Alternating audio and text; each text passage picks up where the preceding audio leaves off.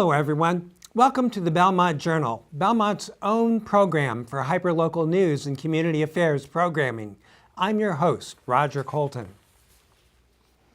One impact of the arrival of warm weather in Belmont is the presence of workers from Belmont's Department of Public Works out fixing our streets. The Belmont Journal recently talked with Assistant Department of Public Works Director Michael Santoro about the need for Belmont drivers to think carefully about preserving the safety of those town employees.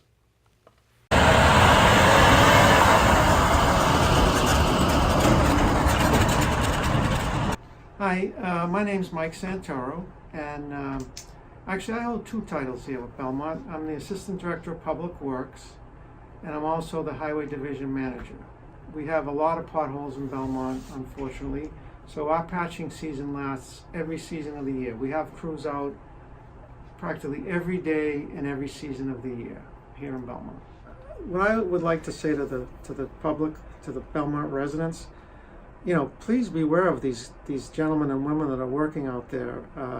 When you see a crew out there, usually, especially the DPW crews, there's a big truck, with lights, there's a pickup truck behind there with lights on. They're all in safety vests. The idea is those lights are on for a reason. They're telling you that there are workers out there working, that those lights are not on so that you speed by them. The idea is to slow down, be cautious. They're out there to do you a service. They're trying to correct the road, to patch the road, to make it safe for you. Hi, my name is Glenn Gill. I'm a working foreman for the town of Belmont. It's very dangerous. We're out in the road, we're exposed. We only have each other and our vehicles to protect ourselves. It's not a very glamorous job, but it's a big public safety concern, and we do our best to keep the roadways safe. So it would be nice if you would be safe for them. Take a minute, slow down. Just relax. You're gonna get to where you're gonna get to. Hello and welcome to This Week in the Belmont Citizen-Herald. I have with me today Joanna Juvelis, who is the multimedia journalist for the Citizen-Herald in Wicked Local Belmont, Belmont's online and print source of hyperlocal news. Joanna, let's start talking about the high school today. There are changes in the estimate of what the new school is going to cost. Yes. Big changes. Right. The budget is $236 million. And what they did is they had three different estimators look at the designs that the architect did to come up with a number. What is this going to actually cost? And the estimate came in $30 million above the $236 million budget. And to make things clear here, this isn't an increase in the cost. Everything to date has simply been an estimate, and now we're getting solid costs. Yes. Bill Lavallo, chairman of the Belmont High School Building Committee, told me they never, they just told the architect everything they wanted. They never knew what it was actually going to cost until now. So now what they need to do is the architect's going to provide them with a list of items that could either be eliminated, reduced, or modified. And they have to look at this list and decide what are the pros and cons of each of these items, what could be eliminated, modified, such as glass for window panes. There's different grades, different costs to that. Where do you come up with $30 million? Are people talking about possible places to get it? And I will tell you this, Roger, and I don't know if this will be on the list of items. I don't think it will. The whole energy system that they're putting into the building, the heating system and the cooling system. I know that a lot of energy activists were worried that they were going to eliminate that whole net zero system that they're putting in there, but I don't believe that will be on the chopping block. And we're on a timeline here, right? By the end of the month, decisions have to be made. By April 26th, because the next step with the Massachusetts School Building Authority is they need this submission of the final design with the final estimated cost, and it has to be on budget. And we're on the cusp of starting construction. Right, June 18th is when they're actually going to start, the day after school. Okay, let's stay in the schools, but there are some changes that are going to occur in the coming school year from Yes. at the administrative level. Can We you have tell us some about new those? people and some people that are leaving. I'll start with a new person. Wellington Elementary is getting a new principal July 1st. Her name is Dr. Heidi Paisner-Rothman, and she's coming from Wayland Public Schools, where she's now an assistant principal and an English learners coordinator for the Clay Pit Hill Elementary School there. So she's starting at the Wellington July 1st. And the Wellington has had an interim principal. Yes, Okay. since early in the school year. And then there are changes, or there is a change will be. to happen at the Chenery. The Chenery Upper Middle School principal, the assistant principal for the Upper Chenery School, it's Torrance Lewis. He is moving on to Brookline Public Schools, and he's staying till June 30th, till the end of the year, and then he's moving on. And the Burbank principal is also moving on, Dr. Tricia Clifford, who's been with the district for about 8 years. She's moving on to become the assistant superintendent for Bedford Public Schools. And this is just a normal turnover in Well, staff. I mean, I think Dr. Clifford was there for quite a while. Torrance Lewis was there for 2 years. I'm not sure what his contract was. But I will tell you this, Burbank is only looking for an interim principal in the meantime. They're not hiring for a permanent principal for a whole other year. They Okay. want time to find the right principal for that school. Great. Thanks for bringing us up to date. You're We have welcome. been speaking with Joanna Juvelis, who is the multimedia journalist for the Belmont Citizen-Herald and Wicked Local Belmont. Welcome to This Week in the Belmontonian. I have with me today Franklin Tucker, the editor and publisher of the Belmontonian, Belmont's online source for hyperlocal news. Franklin, we have a new bank coming to Belmont Center. Just what we need. Just what Belmont needs is another bank coming into Belmont Center. And it's one of New York's best. It's Chase Bank. And it will be going in where the Caldwell Banker was, over at 7 Channing. Very prominent place. Used to be the Caldwell Banker, and then before that was 7-Eleven. I think what we're seeing is that Belmont, with its $1.2 million medium house values, is attracting some of the more prominent banks. Bank of America came recently. We have now Chase Bank, and I guess it could be expected for that. I mean, it's great for a landlord to have a bank because they pay right up front and they're willing to have long-term leases. So it's a great thing for the bank. But is it a good thing for Belmont? Because really what we're seeing is a conversion of Belmont Center into a service hub rather than a retail hub. And is that something that people in Belmont want? I mean, with banking becoming so online, I mean, you do everything online on a bank, and there are some banks that are just exclusively online. Why do you need something in a very small area for Belmont? Belmont has very small retail areas, unlike a Wellesley or an Arlington. Should that be the preferred use there? Can I draw a parallel to the new McLean Hospital proposal, where the town or the community is really talking about what it wants to see there? That's right. The Belmont. It was. I think it kind of took the people at McLean a little off guard when they saw the number of people who stated that they wanted to see a much larger portion of that new, well, I guess it's 100 units that are going to be placed there. Much higher use for affordable housing. When we mean about affordable housing, that's 80% of median income. And I think that can be also taken from the residential side and then also look at it at the business side. Should Belmont have a special permit for businesses that go into business areas? If you're a service industry, do we need another bank? Do we need another financial services? Do we need a Verizon, a Verizon or a Comcast But there's a transition going on, because there's a construction company going into an empty storefront in Belmont Center. And that's another use that is kind of peculiar. You know, there's a construction company that's going to be putting a construction office in the middle of a retail operation. It's the old Heller Cleaners over at 25 Leonard Street. And is that the best use? So if somebody is coming in to put a service or an office space that really doesn't help the retail operations, their neighbors basically, should they have a special permit that they have to go through in the planning process? I have a strange question, perhaps. With the Belmont Savings building perhaps being in play, and I understand nobody's really talking about this. Oh, that's maybe years from now. Okay.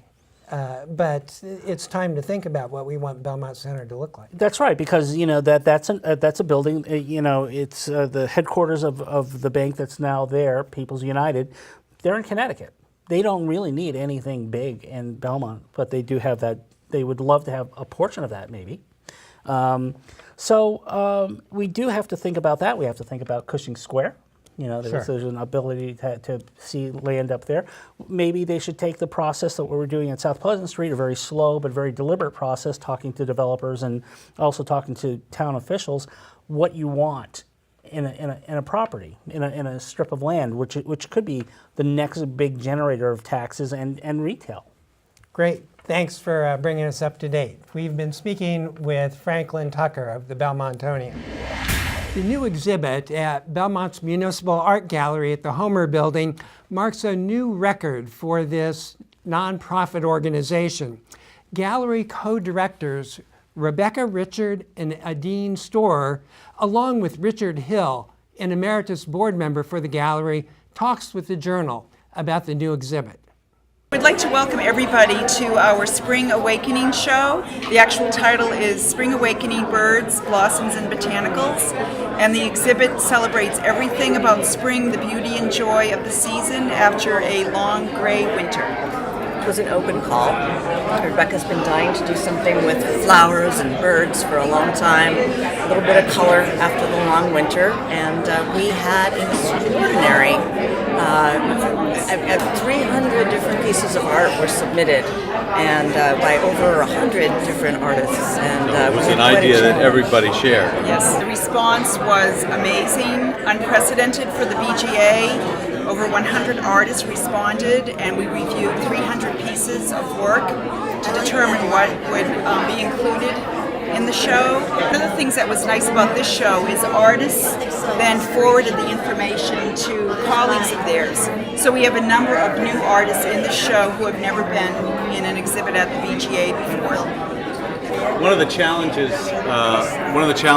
when we have so many artists' work to display is how to put it all together in a way that is visually pleasing. With so many different pieces, all very different, you have to look for something that holds the work together. And for this purpose, we used, not just on this wall, but throughout the gallery, tried to use color as a way of moving the eye from across the wall. What we tried to, as Richard was saying, get art that has a conversation. The pieces can converse with each other. So as we're looking through and trying to decide what to accept, we're curating and saying, oh, this will go well with this grouping.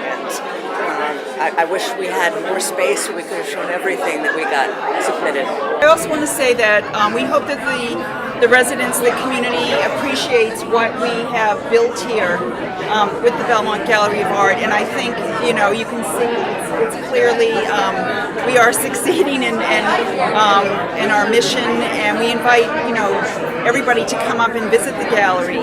The hours are Monday through Thursday, 10 to 4, Friday 10 to 2, and Saturday and Sunday 1 to 4. And they can visit the website, belmontgallery.org.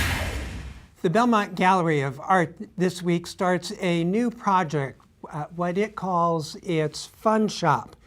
Belmont Media Center's news director, Frederic Rigolo, speaks with Helen Canata, who is a member of the board who initiated the project. We're going to have two very fun events on April 27th and April 28th, so Saturday and Sunday, both days from 2 p.m. until 5 p.m. We will have an art workshop, which we've renamed Funshop. It was important for you to call that a fun shop. It started as kind of like an inside joke, but just the word workshop contains the word work, and I just thought, well, wait a minute, you're making art. This is not work. It's fun. So let's get rid of the word work out from the workshop, and let's just make it like an art fun shop. So that's exactly what we plan on doing. We'll bring people together of all ages from the age of 10 on, and children under 12 should be accompanied by a parent. But other than that, there's no age restriction, and ladies and gentlemen are welcome to come. Registration takes place online. The address is www.bubga.com.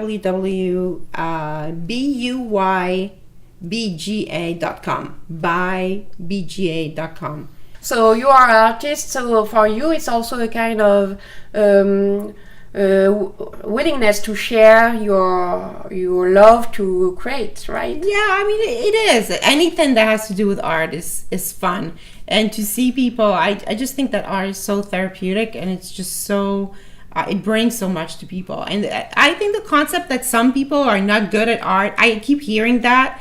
I don't believe in it at all. I mean, I think it has more to do with self-confidence. What kind of art can we create that days?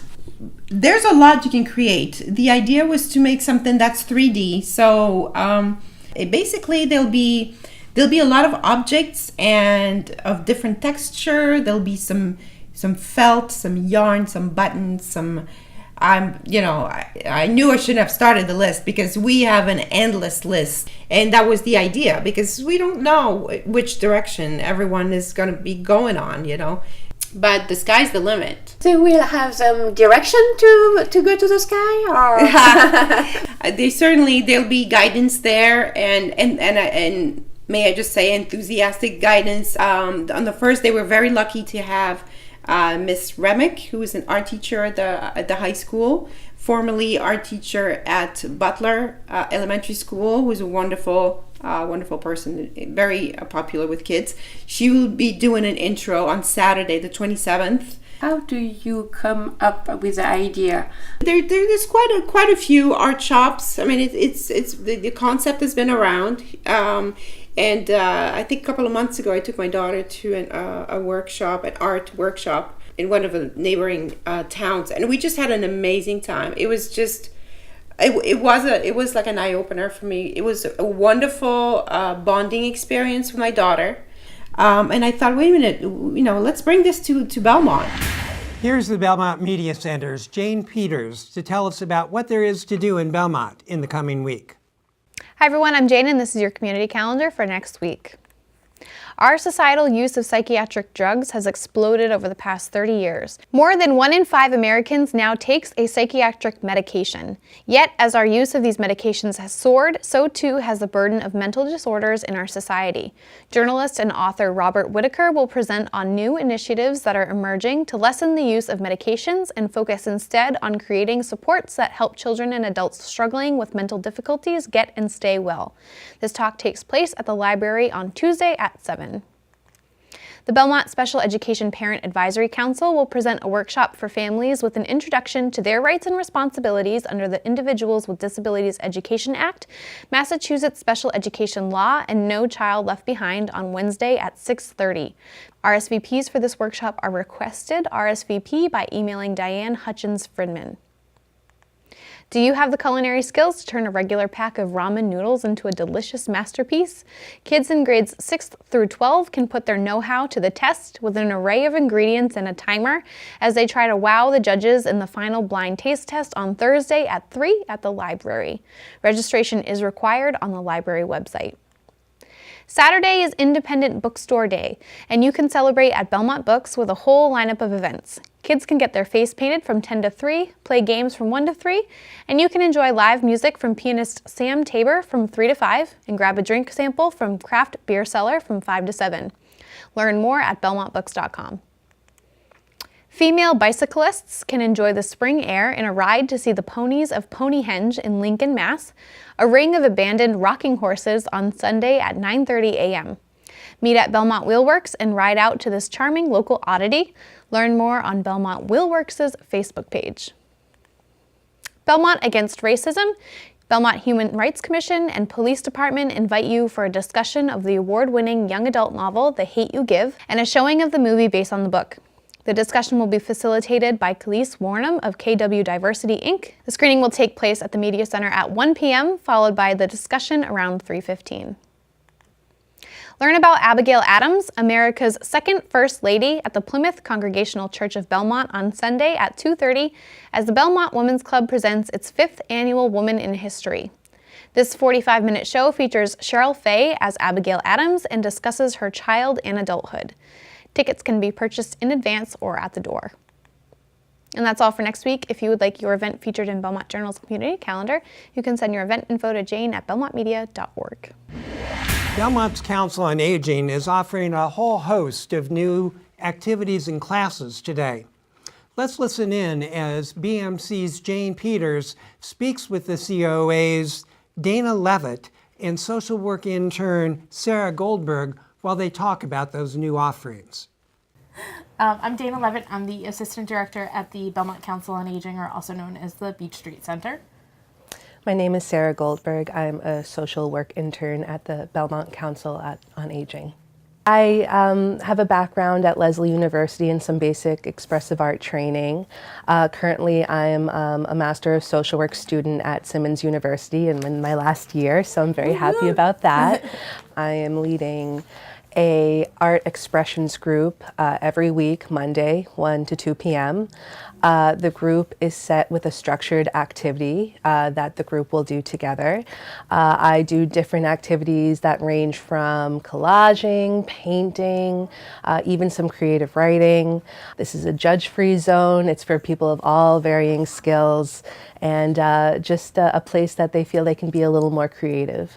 I'm also offering people assistance, those who are interested in using smartphones or already own a smartphone. I'm helping people who are interested in ride-sharing apps like Uber and Lyft and how to get set up with that, and also people who don't yet have a smartphone but would like to learn how to get one. And we also have our spring soiree party. It'll be the first one that we're doing here. It's going to be on our beautiful patio outside. We're going to have the high school jazz band come and play some nice relaxing music. They're going to start playing bocce. I'll have some finger sandwiches, light refreshments, things like that. It'll be a lot of fun. And then we have a couple of weekend trips coming up. May 19th is a Sunday. The Mystic Chorale is going to be playing at Cary Hall in Lexington. And we're also planning a trip to Pickety Place in Mason, New Hampshire. They do farm to table, there's gardens, and it's going to be really lovely. So that'll be June 22nd. New classes that we have starting, we're going to have, we have a evening yoga class. It started April 2nd at 5:30, yoga with John. And that's really nice for people to come to at the center because we are open until 7 o'clock on Tuesday nights. We also have a Dance with Parkinson's class starting, and it's really meant for anybody. And we also had our first solo ballroom line dancing class started yesterday, and it was a lot of fun. People really loved it. So we've got new classes, and we really want to see you guys here. So The Belmont boys varsity rugby team continues to roll. In this segment, BMC's Jeremy Meserve highlights the Marauders' victory over the Needham Rockets, where they won 45-10.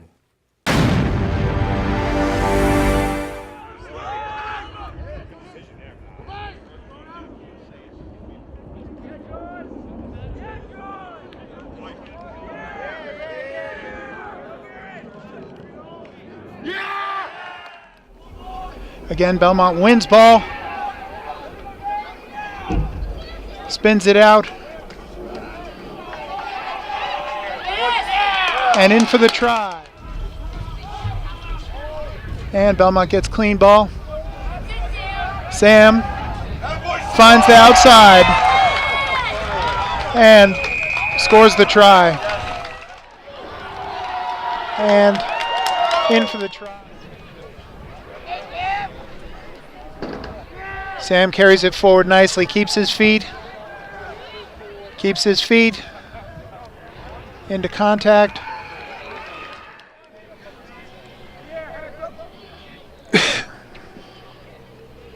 Belmont scrum, one again. Into Sam. Ball pops up, but maintained. Paul crashes in. And he scores the try. And a big foot. Tough angle. Strikes it well. And